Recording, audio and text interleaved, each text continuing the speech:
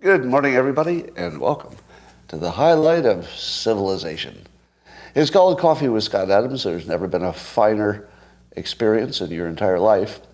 And if you'd like to experience this at the peak possible pinnacle, I just ran out of things to say at the end of the sentence. Well, all you need is a cup or a mug or a glass, a tankard, chalice or stein, a canteen, jug or flask, a vessel of any kind. Fill it with your favorite liquid. I like coffee. And join me now for the unparalleled pleasure, the dopamine hit of the day, the thing that makes everything better, and because of my shirt, it's the Zelensky sip. Go. Matt just made it, everybody. Matt's here. We're going to start all over. Matt, it's a good thing you made it.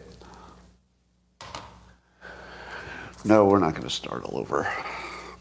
Or are we? Well, what's going on today? Let me tell you. Here's how you know it's a slow news day. A lot of people are talking about George Santos. You know, George Santos is a Republican, but he may have told some whoppers about his resume. Maybe. But the funniest part about it is that he's a gay Republican. And the Republicans are, totally protecting him because, they like Republicans. But everything about this story is just funny. But it doesn't really matter. Is it really a big story that a liar got into Congress? Oh, no. How will the Republic survive that one liar in Congress? If only they could get rid of George Santos and have a non-lying Congress. Hey, wouldn't that be something? Yeah, let's get rid of that one liar. I think if we do that, we'll be in good shape. Well, here's my macro observation. Does it seem to you like the news got suddenly really slow? Am I right? Like all the news is just yesterday's news repackaged a little bit? There's something coming. There's something really big coming, and I don't know what it is. I don't have a guess. Probably political. But there's no way that we're going to have, another week of no news. That we're not going to have a full week of no news. And everything is just a repeat. Like, the government's going to be shut down because of the debt ceiling. How many times have we done the same story? Is it every year? And then who will blink first and who's winning the shutdown? And everybody hates everybody because of the shutdown. And then once the shutdown happens, what does everybody say? Let's do the entire NPC gamut, okay? The NPCs, the non-player characters, if we're a simulation, are the ones who say only the most obvious thing. All right, so I'll give you a topic, and then you tell me what the NPCs say, and we'll play along at the same time. All right, the most obvious thing to say about another battle over the debt limit.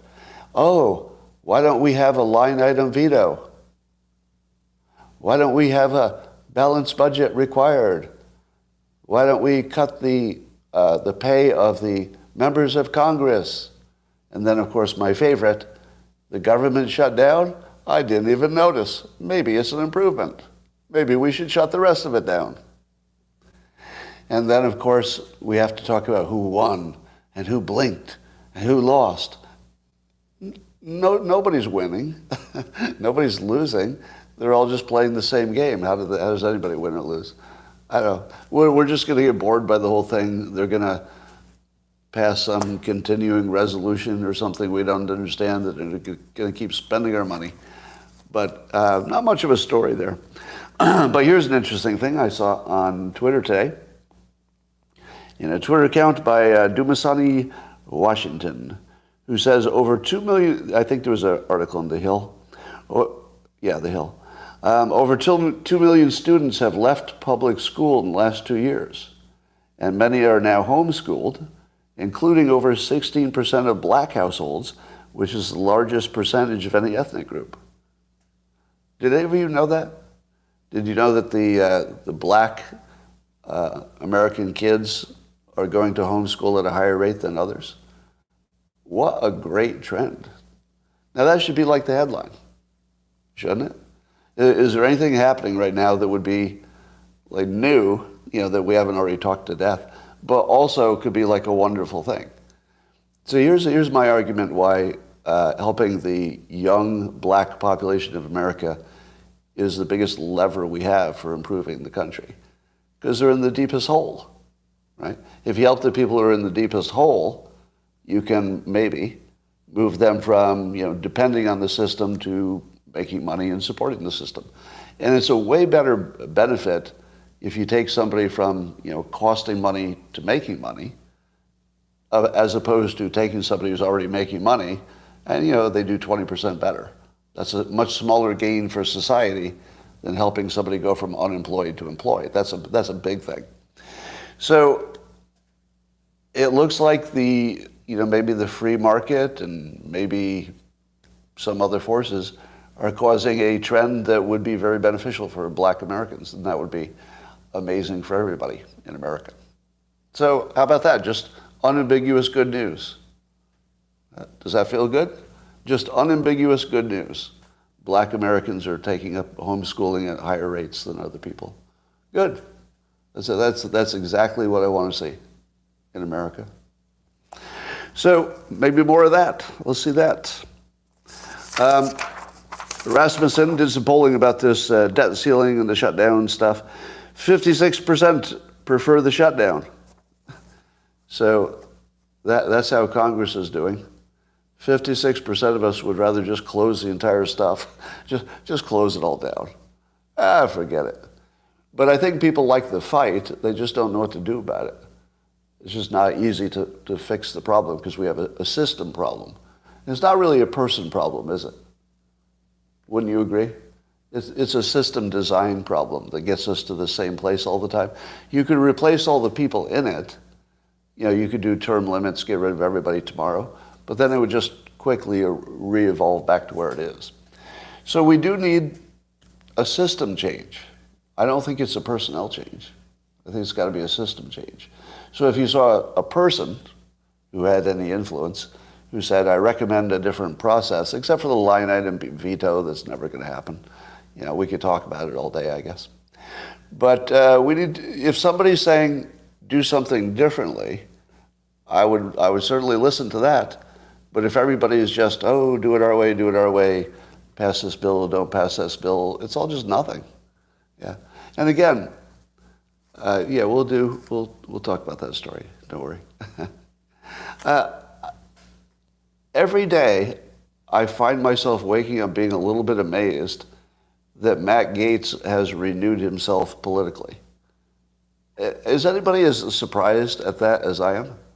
I've never seen anything like that. Like the rapidity of which he went from, politically dead to maybe the only person on the Republican side you care about lately. He's the only one who did anything good lately. Carpe. Can we shut down the government indefinitely and salt the earth? See, it's very popular. We want them to fail, even though we don't really. So maybe Gaetz is the only kind of person who could, maybe suggest something that's out of the box, because everybody else seems to be in the box. Like the most dangerous person in the world in Congress are like Manchin and Sinema, because they have the ability to get out of their box, and now Matt Gaetz. They're basically three people who could run Congress because everybody else decided not to. There are three who took leadership because they could, and apparently they want to be leaders. They actually want to do it. And so they are. Three most important people in Congress. Although I think Thomas Massie is a sleeper. Are you all watching him? Because he sort of quietly stays rational and consistent, which always makes him sort of an outcast in the bigger conversations. Like whoever's trying to just be rational gets really ignored because they don't create a lot of energy. But there's here's something to keep an eye on. He's a sleeper because he just continues to be smart and right like every day, Well, that wasn't very interesting, but he was smart and he was right. And then tomorrow, okay, new topic. Well, there's that smart guy being right again. You know, didn't get a lot of attention, but there he is, smart and right, once again. So, here's my long-range prediction. He might be, and I hate to use this term because don't make too much of the analogy, he might be the Bernie Sanders of the Republicans, meaning that, Bernie was like a weirdo until his time came, and then he was, the star. I think Massey's, like in this odd little category of trying to be rational and helpful, and like nobody even knows what that looks like. Who's this rational, helpful guy? Why does he keep saying rational, helpful things? That's no good. But I feel like his time will come if he stays in that job. I don't know if he will. So I think things are going to catch up with him. He doesn't need to catch up with them. All right, so let's see. Who's 21% of, according to Rasmussen, 21% of the people polled think taxpayers are more to blame for the size of the deficit than Congress. 21% think it's taxpayers' problem, not Congress. That's a little low. I would have expected at least 4 basis points on that. I would have expected 25. That's just me. All right. In case you wondered if we lived in a simulation, we keep seeing little hints. And yesterday there's a tragic story of a Fox News weatherman who was riding the subway and he saw some teens picking on an elderly guy and he got involved. So we like that, right? He took initiative and tried to stop an old man from being abused on the subway. This caused the teens to turn on him and beat him quite badly. So he got the crap beat out of him on the subway. He was outnumbered. Now, the name of this weatherman, this Fox News weatherman, is Adam. His first name is Adam. His last name is Klotz, Klotz. So I believe there was some bleeding involved, but the good news is Adam Klotz. So he's fine. He's fine because Adam Klotz. But why is he in the news at the same time I am? Like, what are the odds? What are the odds that he would be like a national story at the same time, people are all riled up about my recent vaccination statements, which are not really vaccinations, are they? We'll talk about that. How many of you saw on Twitter a tweet and a video of a woman who claims that she got the vaccination and it gave her like some kind of permanent shakes and she was trying to walk and she was shaking badly? How many of you saw that? So, it's going all over the internet. And, of course, because it's the internet and nobody holds back on Twitter, people were brutal saying that she was faking. The number of people who said, this is a fake video, you're faking, and to the point where Twitter actually put a context warning on it, saying there's no evidence that this really happened. Apparently somebody checked in whatever state or location allegedly this happened, and there was no report of it, but who knows? So I don't believe the context and I don't believe the video, but here we are. We're at a point where nothing's believable. Just nothing. So when I saw the video, I didn't think it was true or false. I just sort of ignored it, but it became a big story. So I guess I'm past believing things are true because they're on video.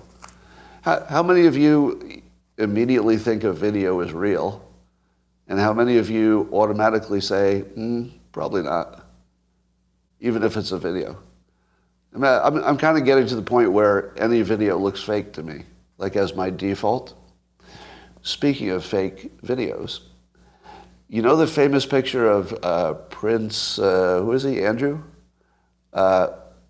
The one who was photographed hugging Virginia Jeffrey or whoever she was, the young Epstein girl / woman. And apparently Maxwell is saying from jail, allegedly, that she believes that photo was photoshopped and that she has no memory of those two ever being together.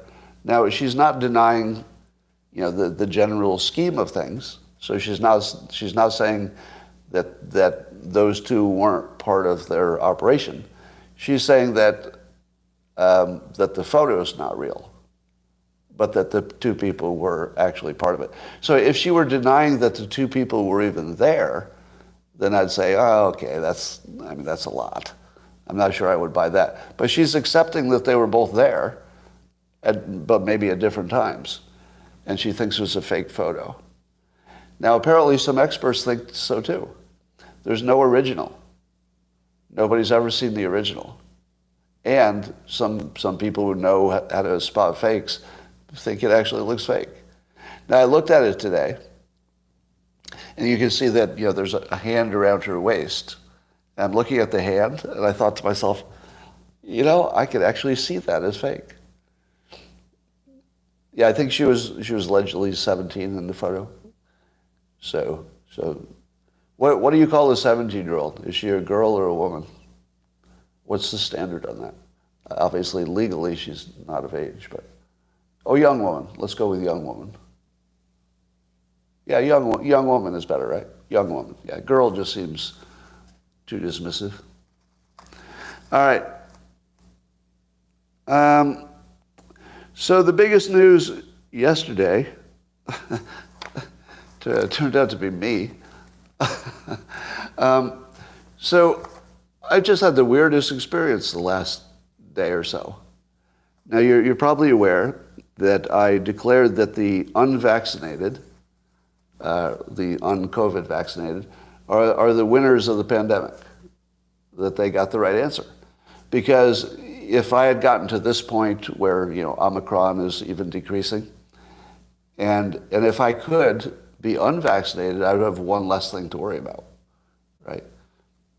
So compared to how I played it, I got to the end of the pandemic, but I have something in me that I don't know if there could be any long-term implications. If you got to the end of the pandemic and you have nothing unusual in you, and you also are alive, I conclude that you were the smartest ones. Fair? But here's the interesting thing that happened. And I totally didn't see this coming. People showed me so much love in the last day and a half. I've never seen anything like it. Now, maybe you're unaware of it because most of it came in like DMs and privately and stuff. But I didn't know what would happen. I wasn't sure what would happen when I said that publicly. But it turns out it was all positive. There were a few people who, were a little niggling about, why didn't I get there faster or what took me so long. But basically everybody was happy that I had, made that shift in public opinion. But what is weird is that I didn't get any pushback from what you might call pro-vaccination people.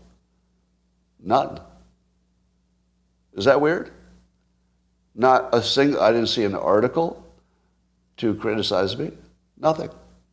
Yeah, now Alex Berenson had some snipey words, but he was happy that what I said. So even somebody you expect to be your biggest critic was like happy at least where I ended up on it. Now, here was the interesting thing. A number of you said, both publicly and privately to me, that it must have been really embarrassing for me to do what I did, to say that the unvaxxed are the winners. And other people said it must have been a difficult day for me. It must have been really hard for me to say that. Other people said, I must have been tough for my ego. And others wondered, what it was like for me to be eating crow. Did anybody think I had a hard day for the last day and a half? How many thought I was having a hard day? I was having a great day. I had nothing but compliments all day. Now, the other thing is, people wondered how hard it was for me to make the decision. Like, did I agonize about it? Let me tell you, honest to God, this is completely true. I didn't think about it much. I think I thought of it all of 5 minutes. I thought, oh, things have changed now. We know more. Things keep revealing themselves in small bits. And we seem to be at sort of the end of the pandemic. And I was just sitting there at one moment. I thought, oh, okay, time to revise my current understanding of things. It took no work at all. I had no friction. Do you believe that? Because I think you're putting yourselves in my seat and you're saying this would have been hard for me. It wasn't hard at all. There was no friction. And do you know why there was no friction? Do you know why? Do you know why it was so easy and it was only a good day?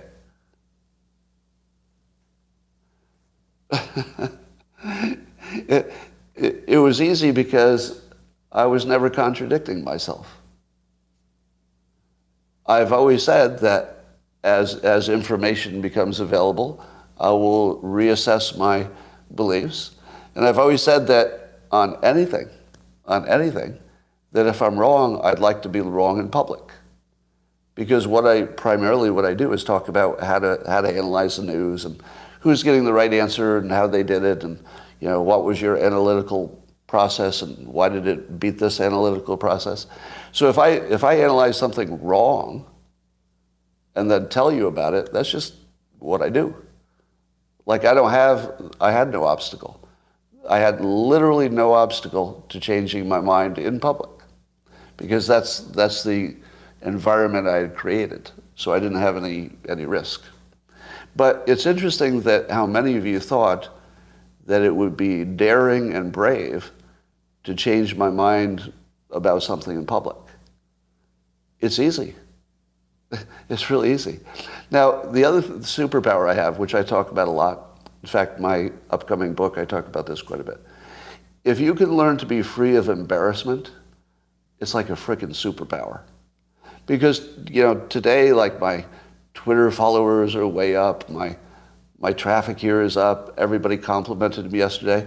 But what I did was something that most of you would have considered terribly embarrassing. But it wasn't to me. I really didn't care.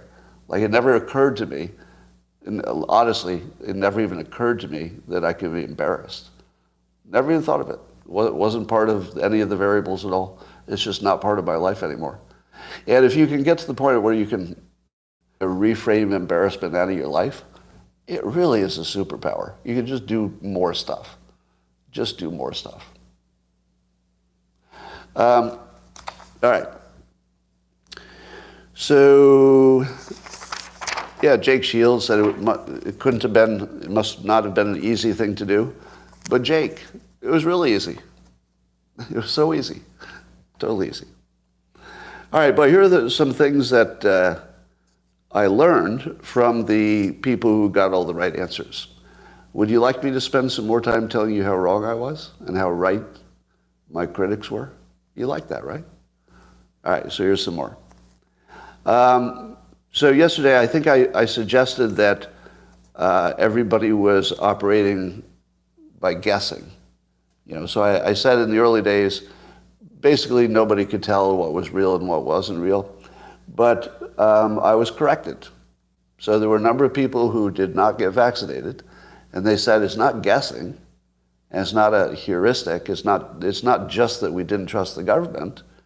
It's that we did a deep dive, and we did our research, and the research clearly showed, don't do this.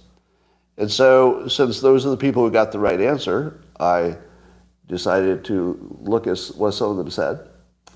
For example, Chris Martinson, who's a PhD, he got the right answer.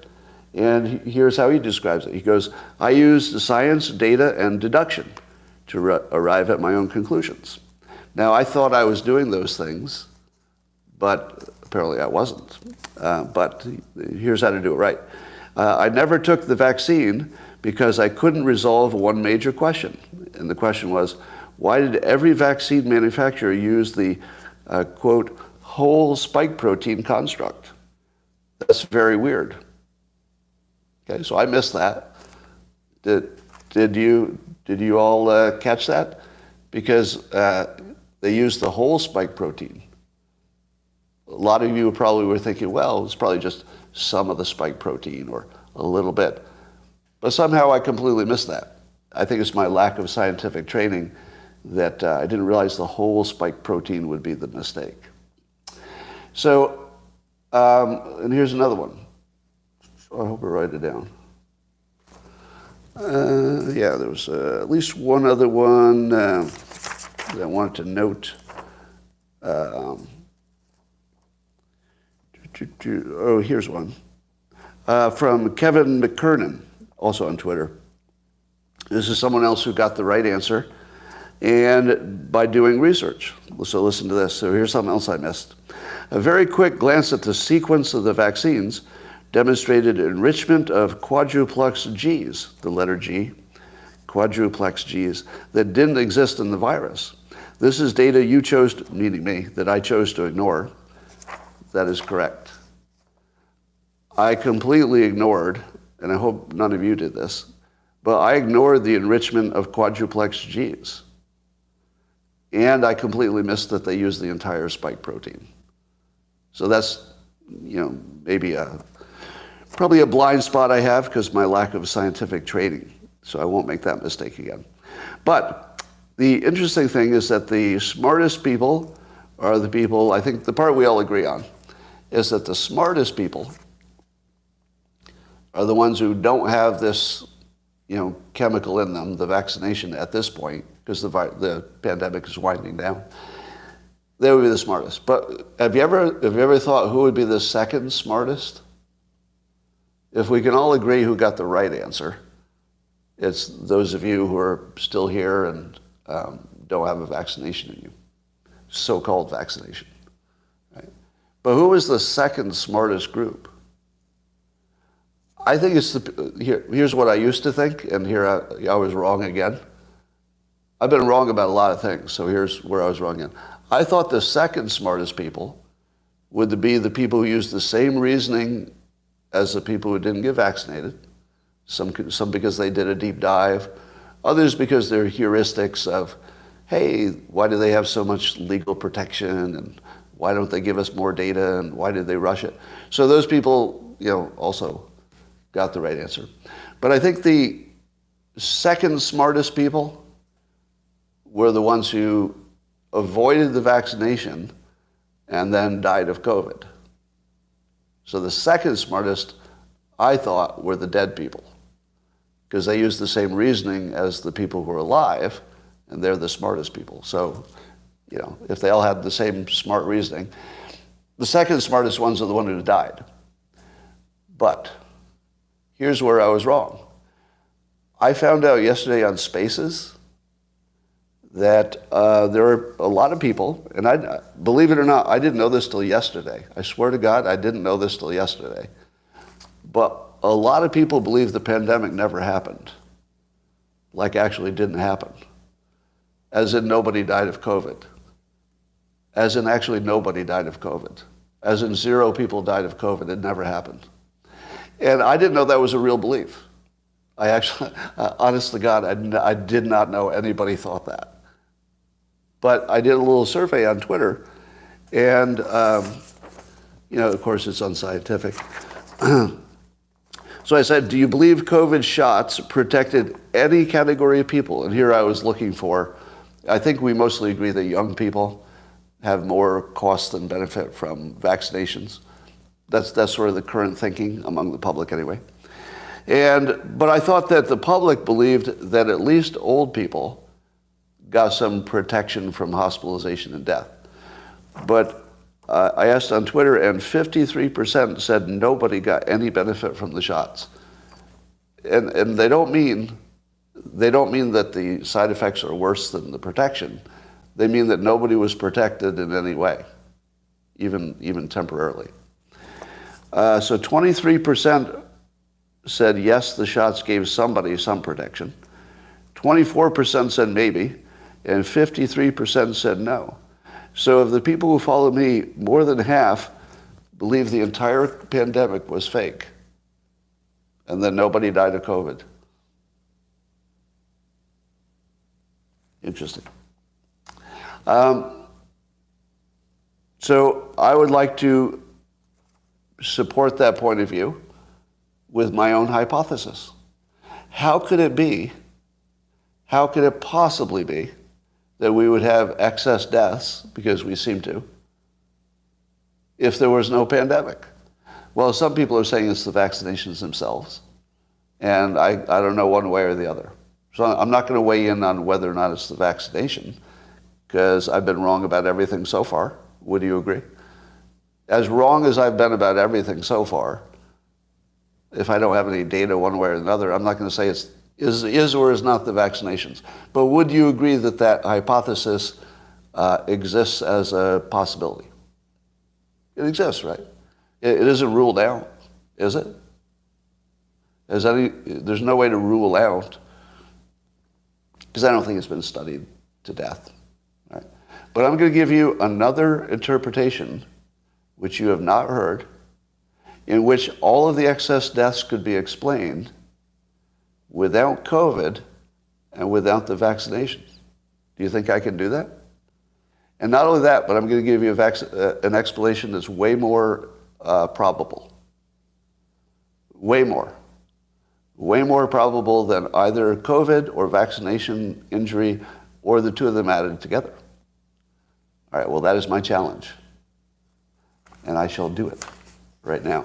You've heard of the placebo effect, of course. You know that if you're testing any kind of drug, that as many as 30 to 60% of the people who get the fake drug that doesn't do anything, 30 to 60% of them actually have a benefit with no drug. Now, do you know how science explains how that's possible? Do you know what the scientific mechanism is that somebody will believe something might work and that it actually works in their actual body? Do you know how the placebo works? Scientifically, do you know the explanation? Nobody does. No, belief is a fact, but how the belief translates into a physical response is unknown. Now, have you ever heard of a nocebo? It's the same concept as a placebo, but instead of believing that let's say the pill is good for you, if you believe it might be bad for you, it can actually hurt you. You can actually injure yourself by belief that the pill will injure you when it's just a nothing pill. That's a real thing. So the placebo is where you get a fake benefit, even though nothing in the real world should make that happen. And the nocebo is where it hurts you, even though that drug couldn't hurt anybody.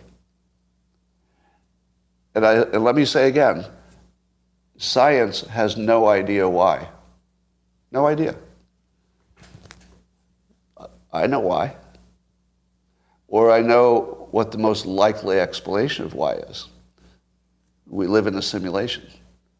And people, and not everybody, but something like 30 to 60% of participants are players. The NPCs just do whatever the pill does, but the players are actually creating the reality and then walking into it, the reality they've created. Now, what are the odds that we live in a simulation? Well, I don't want to recap that, but if you listen to Elon Musk or you listen to me, you'll know that the odds that we are a simulation and not an original species, probably 1 trillion to 1 or 1 billion to 1. So if the odds of us being a simulation are 1 billion to 1, because there will be lots of simulations for every original world that makes simulations. So while we could be real, it's possible, the odds are just astronomically against it. If we were a simulation, could you explain placebos and nocebos? Yes, you could. In the context of a simulation, it makes perfect sense, because it also explains affirmations, positive thinking, and why people who believe they live in a simulation keep getting better results. I tell you, I believe I live in that, honestly, I believe this is a simulation. That's my actual opinion. But my life keeps turning out like it could only be a simulation. My actual life is so unusual, it couldn't possibly just be organically happening. It just doesn't seem possible. And Elon Musk, same thing. He believes it's a simulation. There's nothing about his life that looks ordinary. It looks like he's just creating reality out of his mind. And we're watching him do it. So, here's my connecting it all together. Did you see I forget where I saw it. I think it was on Rasmussen. I think Rasmussen had the poll that said that Republicans were more likely to believe they knew somebody who had been injured by the shots than Democrats. Do you believe that's true? Do you believe that if you asked, the Republicans would say yes, more likely, not everyone, but more likely they would say, yes, I know somebody who was injured by the vaccination. If you ask the Democrats, they say, no, but I know somebody who's got long COVID, right? Democrats are going to believe long COVID. Republicans are more likely to believe vax injury. If we live in a simulation, they're both right. They both can be right. It can happen at the same time. As long as the two stories never have to be resolved, and so far they don't. So far you can live and procreate and go through your life believing that no pandemic even happened, that it was all fake. Or you could go through your life thinking it was a deadly pandemic and people died like crazy. And you can live right next to each other. You can have jobs. You can even marry each other. And it would all work. You just have to have kids, and then society goes on. So it doesn't need to be resolved. And the only way I can explain these different worlds that we seem to be experiencing is that we are a simulation, and the people who expected vax injury talked themselves into it and created it. The people who expected long COVID talked themselves into it and created it as a reality. The people who believed that no pandemic happened lived in that reality, just happy as pie. The who or what is in control of the simulation would be whoever created it, but they probably did a hands-off kind of thing so they could see how it plays out. So it's probably not hands-on except for tweaking it or adding themes or stuff. Yeah, who created the creator? We don't have to answer that yet. But if it's true, let me see if I can just back up now and see how much I can get you to say yes to. Do you agree that the placebo and the nocebo effect are so well demonstrated that they're real? Like there's something going on there. You'd all agree with that, right? And would you agree that science doesn't know what it is? And they've looked at it a lot, right? It's like one of the greatest mysteries. It appears, and I'll just say appears, that the people are simply changing the reality based on their belief of the pill. That's what it looks like to me. It doesn't look like only their belief has changed. It looks like their actual reality changed. That's what it looks like to me. It doesn't look like the brain magically produced chemistry that makes you healthy. I think it could do that, but I don't think that's what happened. Because I think science would find that, right? If the mechanism had been your brain changes your body chemistry, we would see that. That would probably be easy to spot. But they can't find any mechanism. There's no mechanism. We're a simulation. We have to be. And you should look for this effect everywhere. Everywhere people expect something to happen, watch how often it happens. Let me tell you something I expect. You can see if it happens. The book that I'm just editing and finishing up now, it'll come out around September. I've never made this prediction before because it's a belief. It's more of a belief. I think it's going to be the most important book in the world. And not counting religious books. All right? We'll give the Bible and the Quran their own place. But of just books, I actually think it's going to be the most important book ever written. Because it's nothing less than reprogramming. It's like a software upgrade for a human.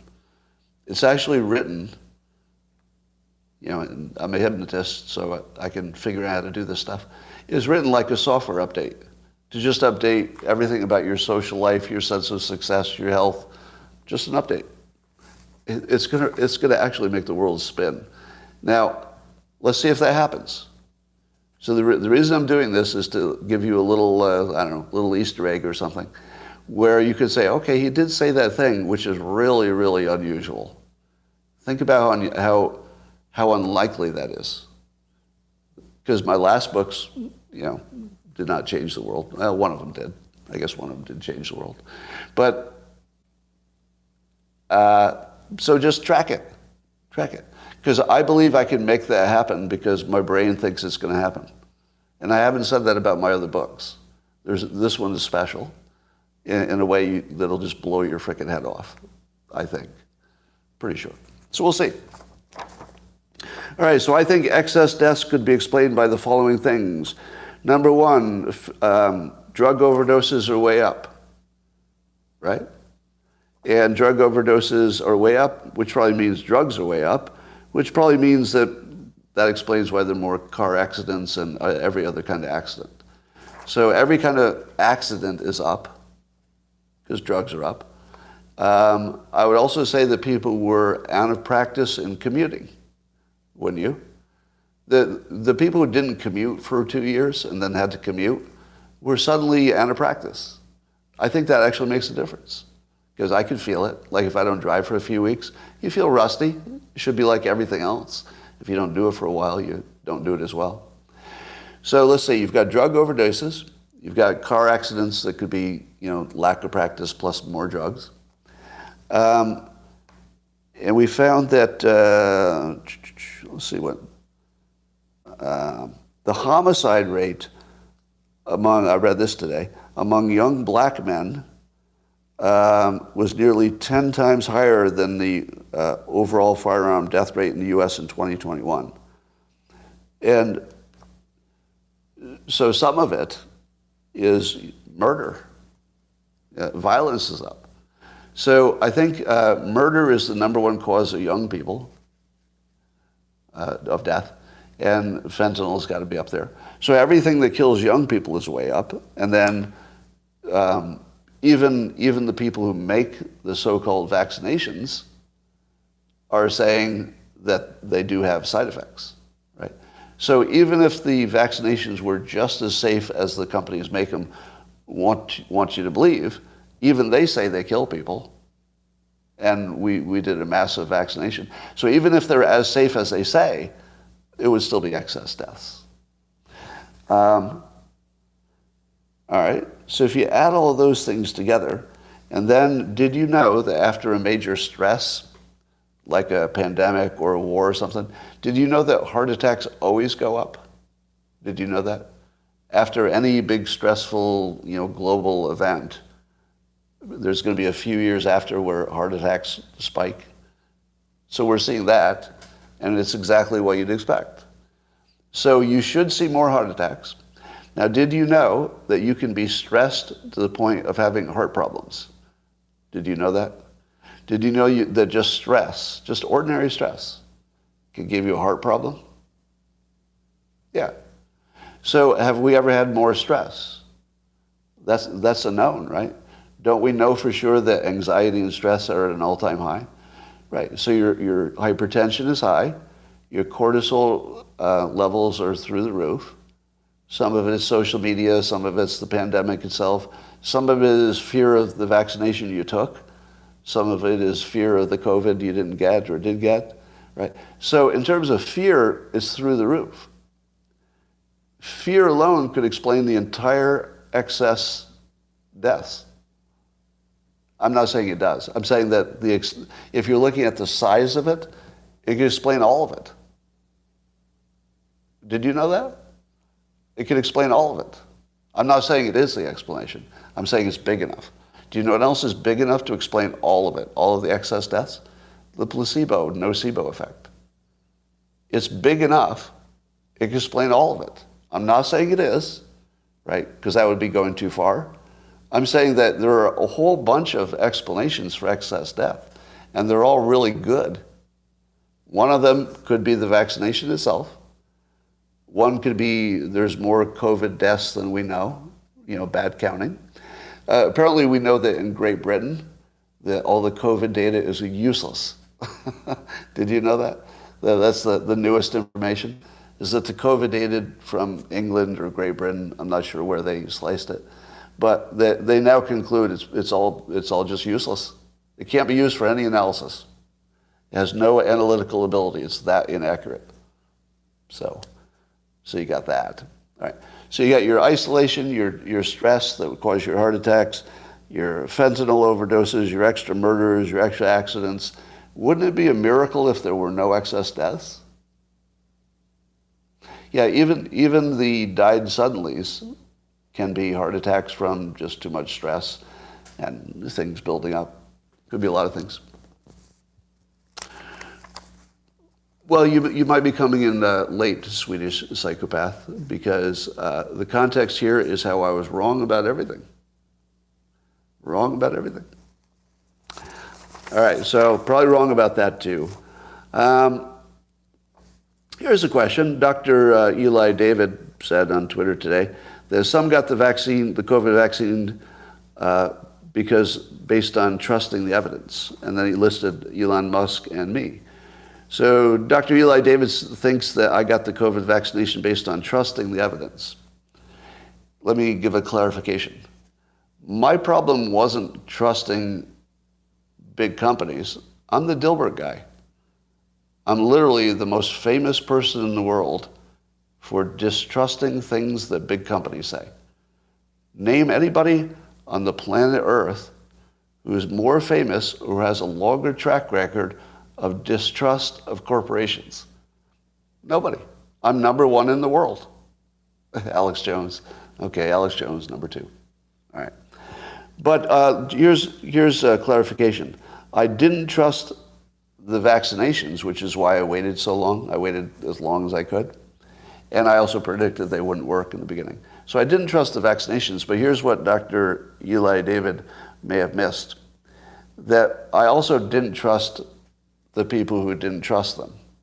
In other words, there were doctors who were saying, it's obvious already, that this is a problem. So I didn't trust the experts, but I doubly didn't trust, or equally didn't trust, I guess, the critics. So I was, my problem was too much distrust, not too little. You see that, right? So I said, I can't trust the vaccination and I can't trust the people who say not to take it. I can't use any of that information. So the only information I used was I had to travel internationally, so I had to get a shot. It's the only information I used. I didn't have any other information I trusted, so I didn't use it because it wasn't credible, either the critics or Now here's what I got wrong, and I know you like me to admit when I'm wrong. So wrong. There are people who are better than me in every possible way, who could tell who was right and who was wrong by looking at the arguments. So the people who did their deeper dive looked at both arguments and looked at their data and said, all right, we trust the critics. Now, here's a question I have that it's the same question I have for finance. There are 10 or 20,000 stocks you could buy in the United States. I forget the number. 10,000 that you care about, probably. So about 10,000 stocks you could pick. How does an individual know which ones to pick? Well, most people get an expert. They'll get like a financial advisor or somebody to help them invest if they have investable funds. And then my second question is, how many advisors are there? So there are 10,000 stocks, but how many people are there that advise you to buy them? More than 10,000. More than 10,000. So you're going from trying to guess which of 10,000 stocks and you don't know any way to pick them, you transfer that to trying to pick one of 20,000 advisors and not knowing anything about them. Because their track record doesn't mean anything. It's not predictive. Everybody knows that, right? It doesn't matter if you had the best record for the last 5 years. Nobody believes that predicts, because somebody was going to, just by luck, have the best one. So if you change your if you change your point of view from which stock do I buy, and you have no idea, to which advisor do I ask to buy which stock, is just another thing you don't have any idea about. You haven't upgraded your analysis. You've actually paid extra money to simply double your confusion. Because now you don't know if you got a good advisor, and you also don't know what stocks to buy. If you don't get the advisor, you don't pay the extra money, but you're still just guessing. So what do? I don't get an advisor. That would be crazy.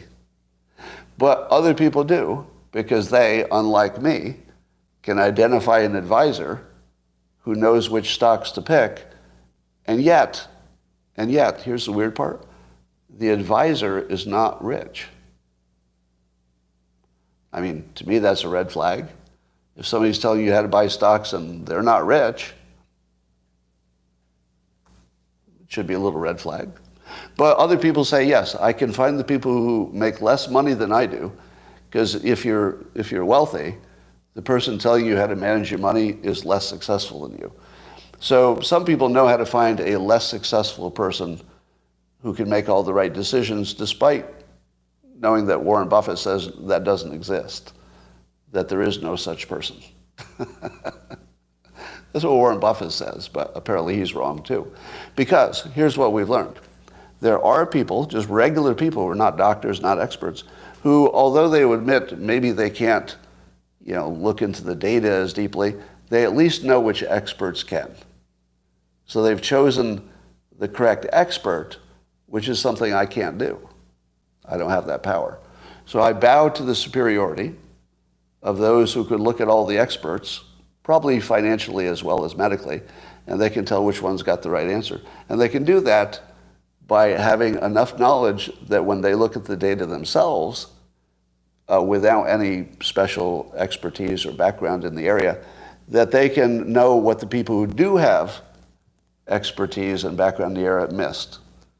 So apparently all the people with vast experience missed all of these things that some small number of people got right. But I don't have the ability, and I want to admit this completely, I would never be able to know which critic got the right answer. But many of you do, and I applaud you, because that's a power that I don't have and I don't know how to get it. So good for you. And then I looked at, here's some other smart people. Andy Swan on Twitter. I don't know his background, but Andy said that he knew from the beginning of the COVID what the deal was. So he made his decision like in the fog of war. Because I said that in the fog of war, we didn't really know what to do, so I didn't blame anybody for getting the wrong answer, including myself. But Andy Swan says he did. Not only did he read my mind today, which is, I got to say, that's impressive. Andy Swan read my mind today, reported it on Twitter, and it was something I didn't even know I was thinking. So not only did he read my mind, but he saw things I didn't even know that were in there and then reported them. So that was impressive. But he also knew the risk of COVID and the vaccines from the start. So during the fog of war, when the experts were saying, we don't know anything, Andy Swan achieved certainty, because he not only recognized that the vaccine sounded sketchy, and then he was totally right, but that he also knew that the bioengineered virus from a lab, probably, we don't know for sure, he knew how dangerous that was. And he also knew how bad long COVID would be at the beginning. Now, is that impressive? That's impressive, because I didn't know any of that. I just thought we didn't know anything. Got everything wrong. So I'm a big old dope. I can't do any mind reading. I can't even read my own mind as well as Andy Swan can. So I feel bad about that. All right. What? I wrote myself a note, and I can't remember what it was. Yeah. All right. Well, there we are. The Great Barrington Declaration, yes. The Great Barrington Declaration, people kept telling me, Scott, listen to the Great Barrington Declaration. And I didn't realize that the Great Barrington Declaration also knew how bad long COVID would be. I didn't know they knew that too, which was amazing. So they got that right from the start. So, Mary Rose, what are you talking about? Crazy. Yeah, I got Trump right because I had specific knowledge. That's correct. And I got everything about the pandemic wrong because that's not my field. But I am impressed at the people who also was not their field, but yet nailed it right from the fog of war period. Now that's impressive. Those are the people that I want in Congress, the people who reach certainty without any data whatsoever. If I could do that, if you could teach me to do that, I'd be in good shape. Now, does anybody own Tesla stock? Any of you own Tesla stock? Because I realized there's kind of a big risk to Tesla stock that nobody's talking about. Oh, a lot of you own Tesla stock. Yeah, you might want to reconsider this because there's a really big risk. We know now that Elon Musk only looks smart because we found out that he got vaccinated like I did. Big old dumbhead, right? Now, he said he did it because he needed to do it to travel to his gigafactory. So for work, it was like really, really important. But still, I mean, he had the option.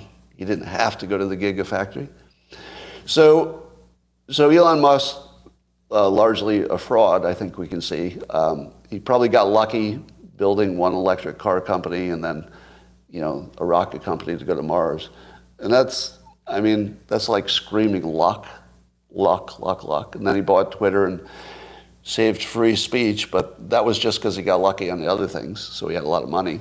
So basically, it's a story of just lucky on PayPal. Lucky. Now, contrasting his blind luck was Alex Berenson. Now, Alex Berenson, despite not being a medical expert, also got everything right from the fog of war period to today.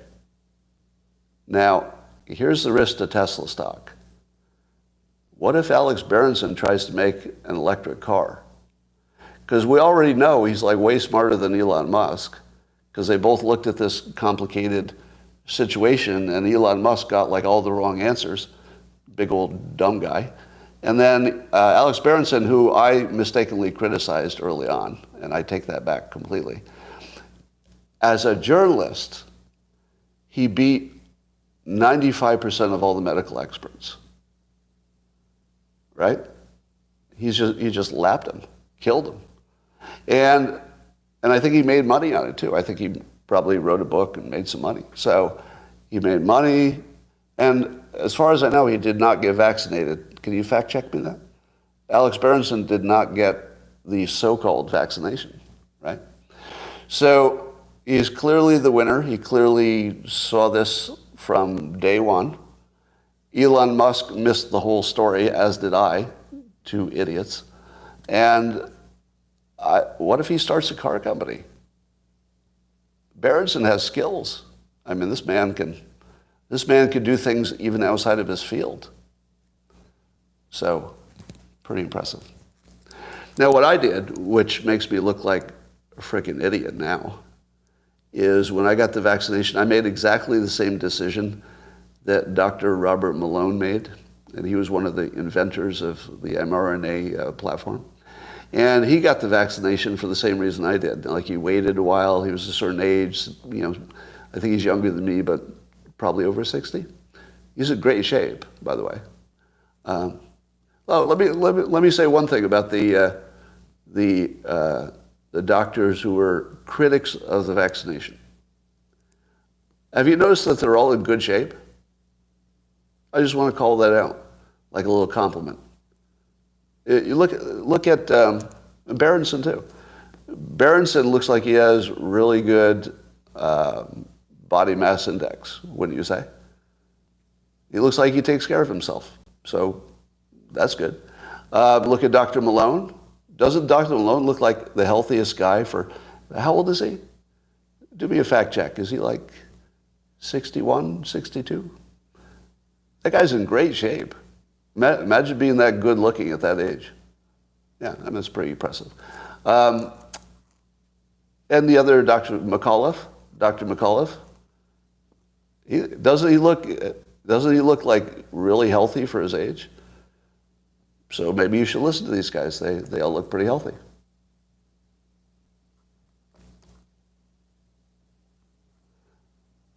Most successful people have self-discipline, do they? Malone, 64. Now, is that not impressive?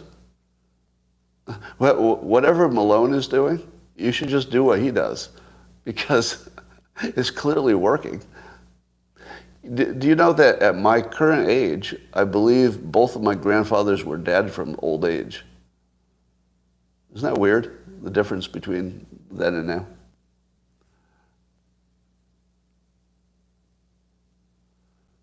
All right. Somebody says they're a doctor, JG, and chose the jab for travel purposes, and you feel like a winner. Well, so far. But maybe you didn't know that nobody actually died from COVID, which I learned yesterday from half of my viewers. Was not aware of that. I thought 1.1 million people died, and maybe if they overcounted it, maybe it was really only 800,000. But I have been misinformed this whole time, and apparently nobody died. Have they been upgraded from rogue doctors? Yes. Now they are the correct doctors. I apologize for ever calling them rogues. Although rogue was never an insult, by the way. You know that, right? Rogue just means outside the mainstream. That was never meant to be an insult. I'm just saying that statistically, the people outside the mainstream are usually wrong. In this case, they were the only ones who were right. And I was wrong about everything.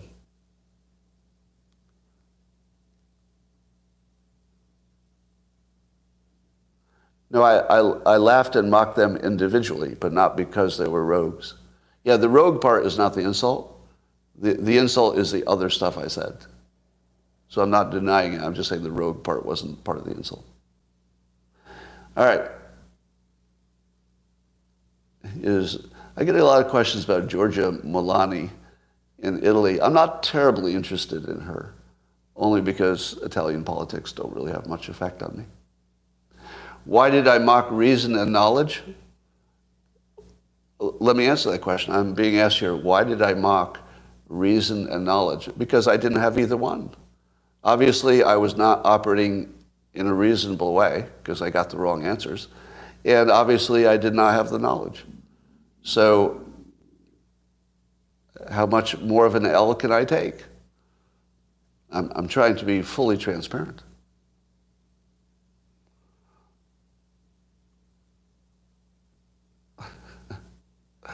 Can hypnosis affect dreams?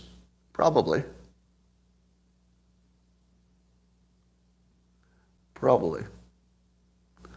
Everyone with leukemia died of COVID? No, I've admitted I was wrong about everything and nobody died of COVID. It's imaginary.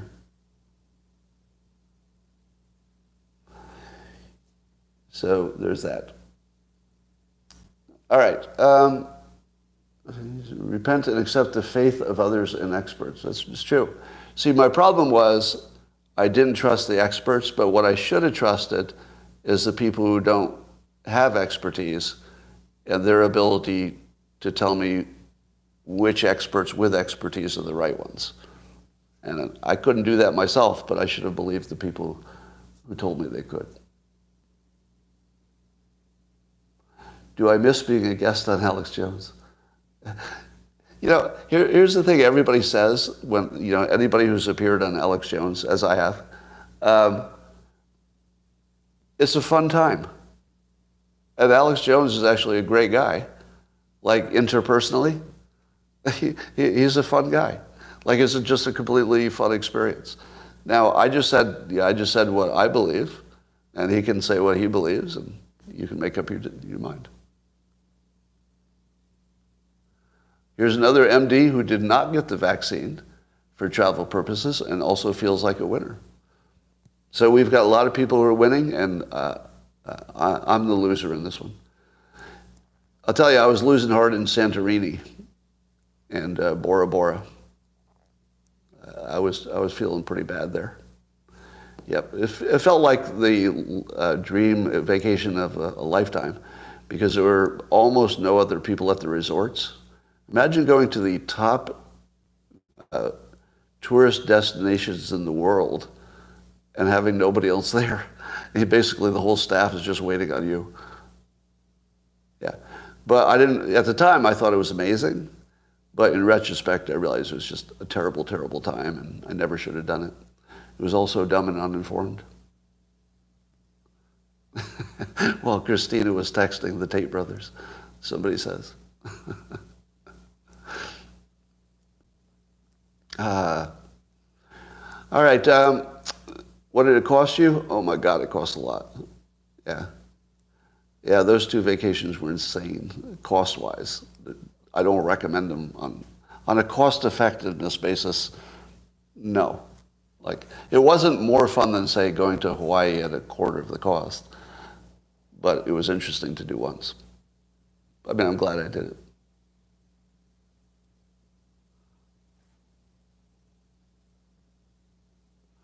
it. See, a lot of people are having trouble taking yes for an answer.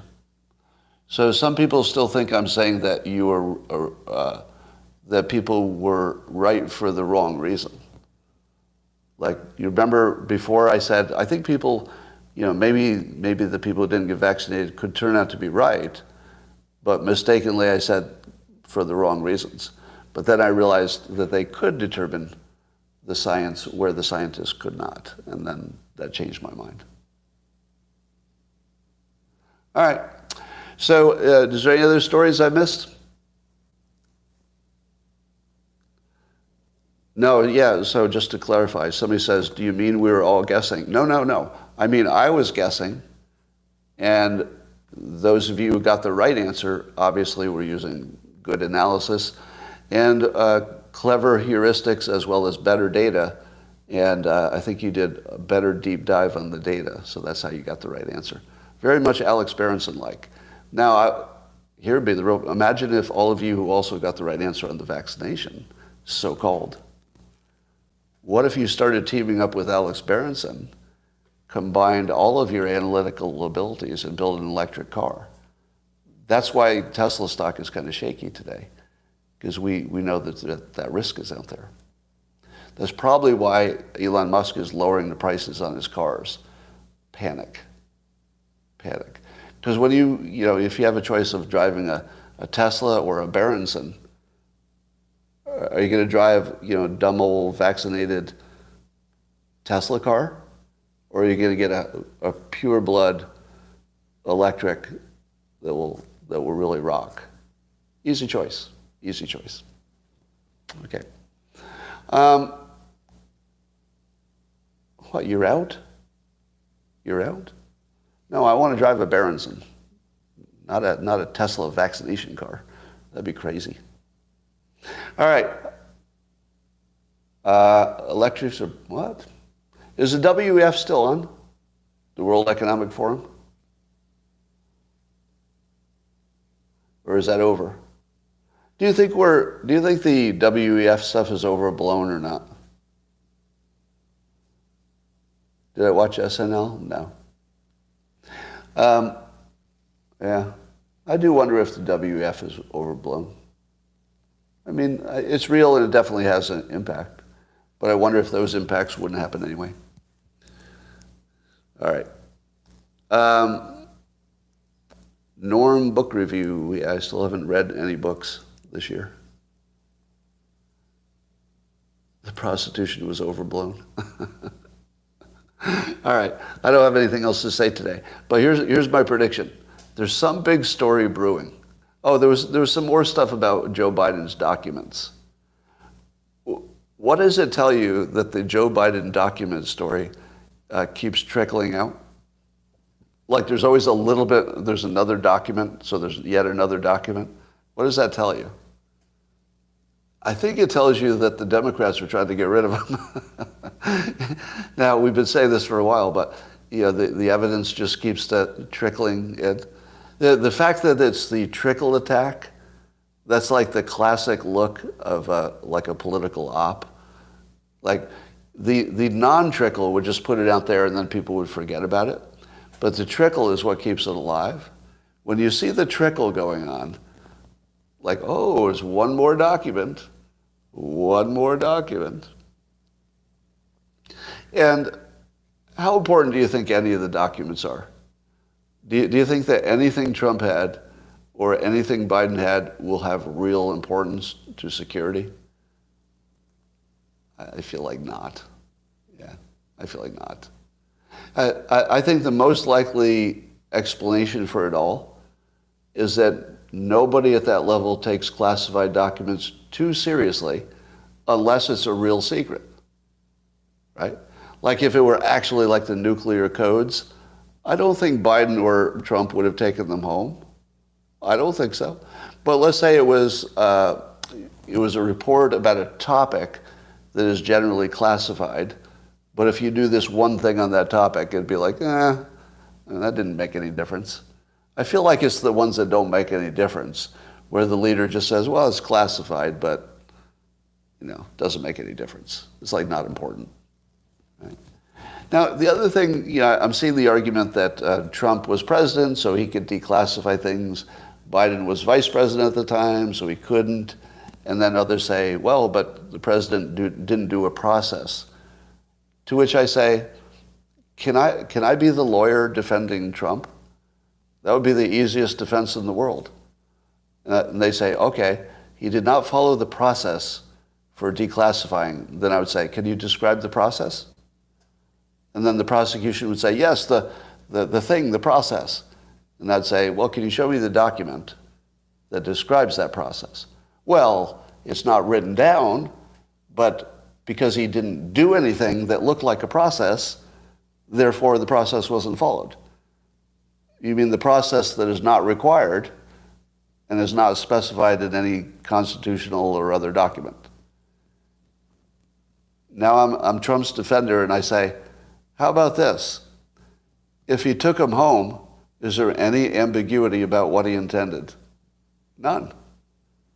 The simply taking them out of a secure place with a big folder that says classified, there's no ambiguity in that. Here, I have a classified document. I'm walking out the door with it in my hand. Is that a process? I say yes. That is the process.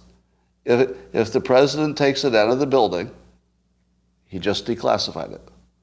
If he hands it to somebody who's, doesn't have the classification, he just declassified it. Because there's no process. If doing something that is obviously declassifying it, taking it out of the classified environment, if it's obvious what he's doing, I'd say that's as good as anything.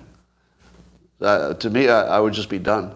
I can't even fathom a jury not buying that argument, or at least all 12 of them. They're not going to all agree. But you could pick off 6 people in a jury, and you could take 6 people to say, look, if there's no process, walking out the door with them is the process. That is the process. Because there's no ambiguity about it. There's no question what he intended if he knew he was doing it. If he didn't know he was doing it, then it wouldn't be his responsibility, right? But if he knew he was doing it, that was his process. He just did it, and then it was the process. He created a skiff in his house. Well, that's another question. Yeah, there is a DC jury problem, that's for sure. Right? SCOTUS has already ruled to that effect. They should.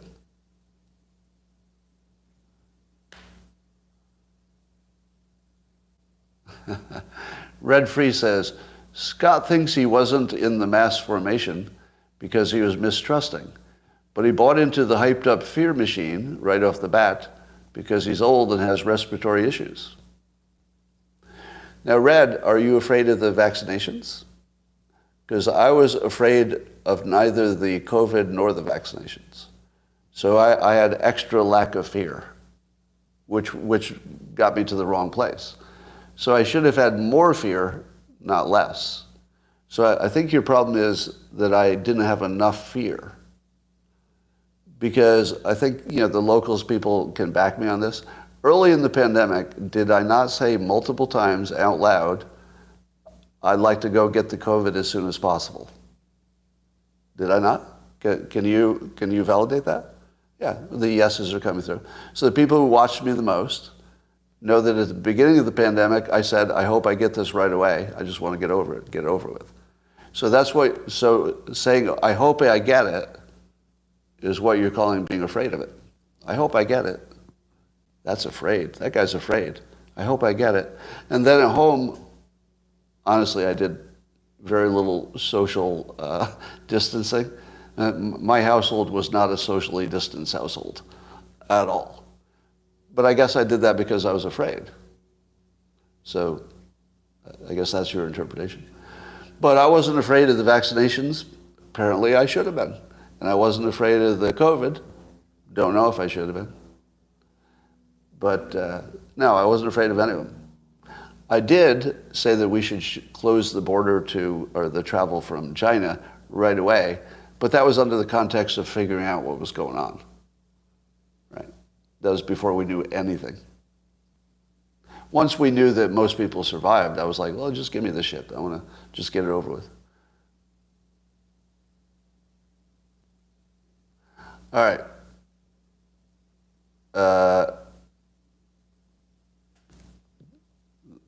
Steve Kirsch looking into airline pilots, abnormal EKG readings. Yeah, I don't believe any of that story.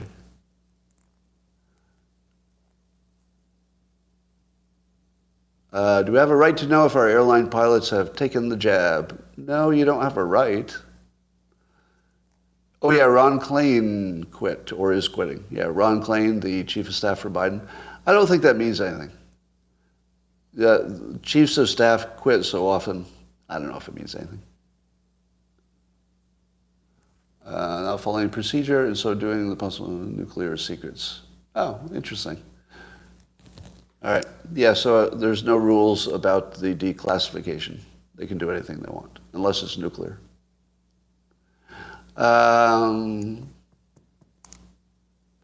Trump accepted my endorsement on Truth Social. Is that true? When did that happen?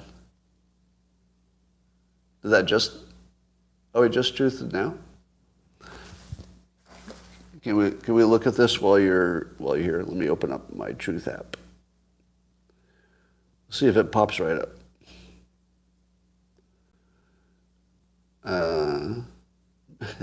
He's complaining about Mitch McConnell. All right. Let's see. What did you just retweet me? All right. I'm looking at his...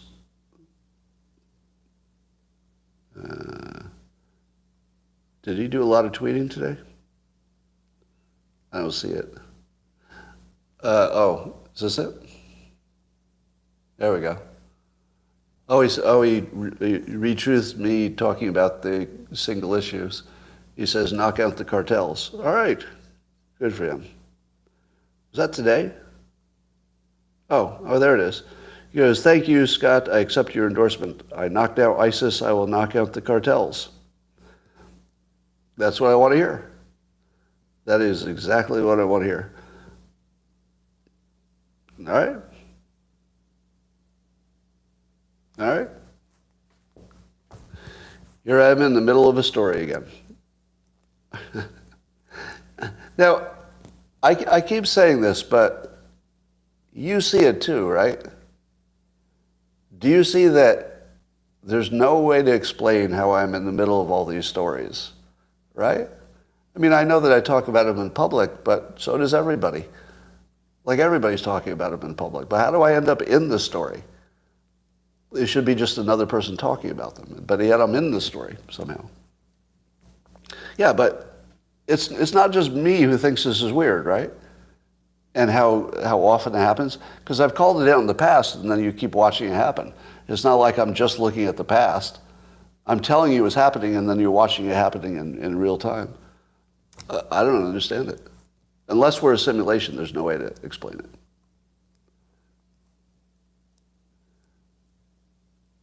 Um, so somebody asked me for an asthma update. So I use the puffer unless I have an allergic reaction that triggers it. So I figured out what it is. It's sulfites. Sulfites are an additive to some foods.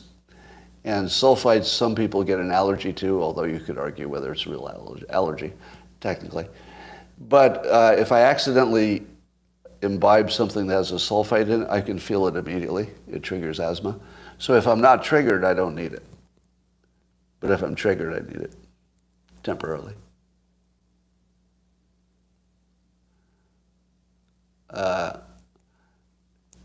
Yeah. There's sulfites in alcohols and sauces and stuff. So salad dressing is the killer.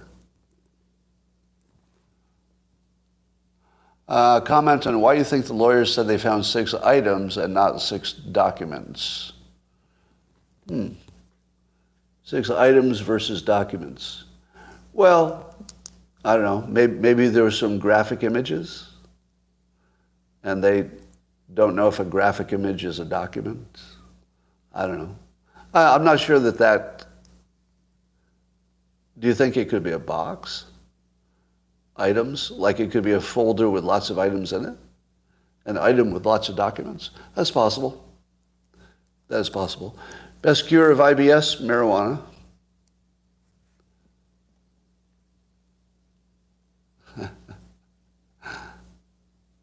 Yeah, my enemies would want to secretly play poker with me, but that's only because they think they would take all my money.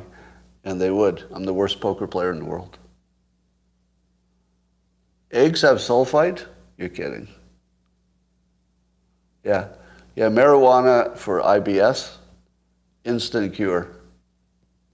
Oh, by the way, I would like to also confess that although, as my critics have said, apparently I'm very trusting of the medical community. You know, if I ever told you this, I haven't gotten a regular flu shot in a lot of years. Do you know why? Do you know why I haven't gotten the ordinary flu shot in, I don't know, 20 years? Do you know why? Because they're bullshit. Because I don't trust them. Because I think the risk is higher than the reward. So I'm the guy who trusted medical science so much that I don't even get the one that everybody says is safe. You get that, right?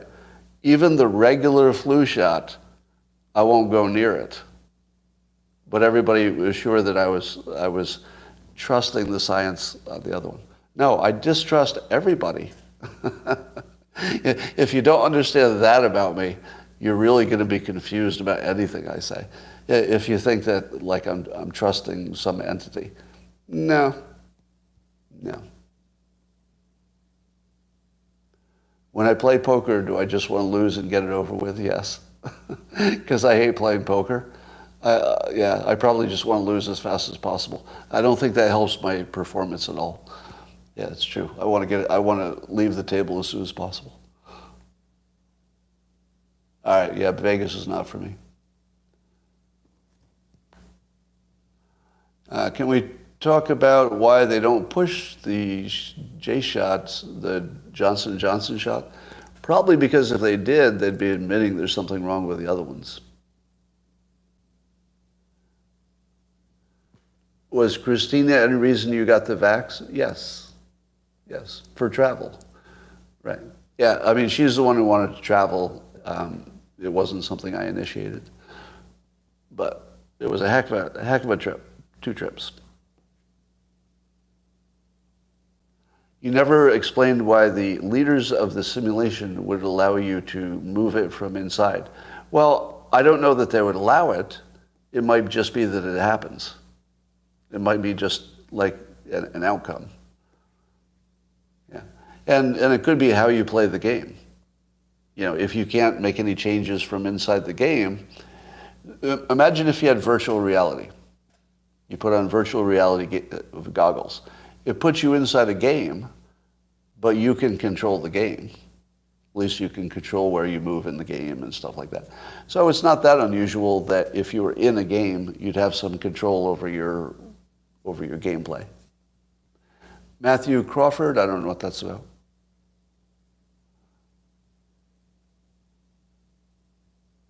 What? All right. Do you think Putin and Russia are likely to lose? I don't know. I don't think there's any lose-lose with Ukraine and Russia. I think, both of them are going to be in bad shape no matter where we end up. Bitcoin is back to 23. Is Bitcoin zooming today? Is that happening? Let's see. Let's see. How's Bitcoin doing? Well, okay, it's up. Everything's up. Oh, everything's up. Looks like the stock market's back. It's back, people. Rumble's up. Tesla's up. Tesla's up. Better watch that. All right. That's all I got for today. It's a slow news day, but it was awesome. And I'm going to say goodbye to the YouTube people and talk to the locals people for a little bit. Bye for now.